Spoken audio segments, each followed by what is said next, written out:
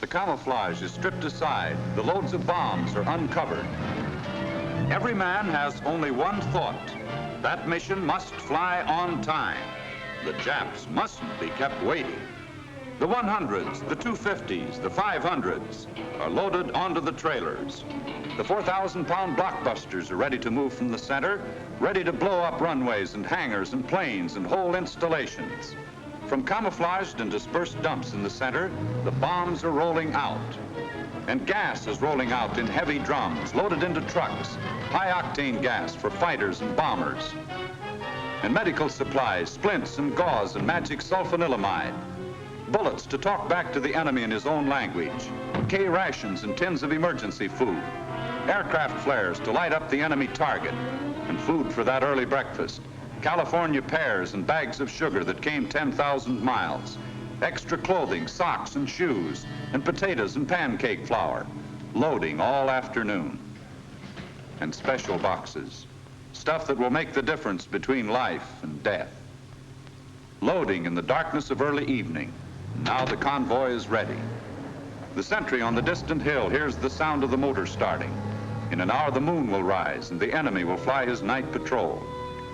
The long convoy of trucks, weighted down with 500 tons of precious supplies, twists through a roadless swamp. Blacked out and moving fast, it turns up the dust on the narrow trail. Hour by hour, it moves toward the combat airfield, still miles ahead in the darkness.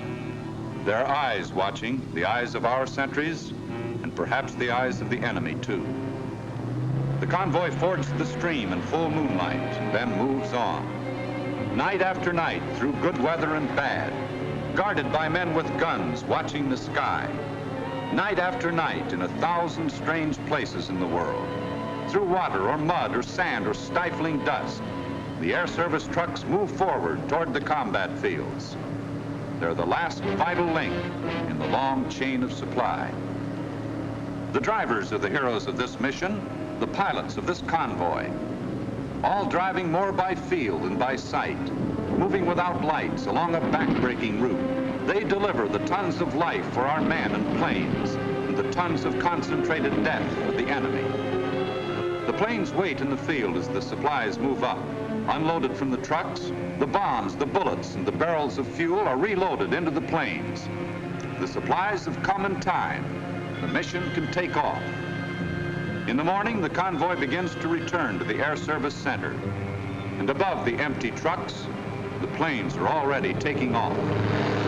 There they go. It's good to see them riding high up there where they belong and know you helped to put them there. A job well done. And there's no job in the Army that takes more skill and guts and imagination.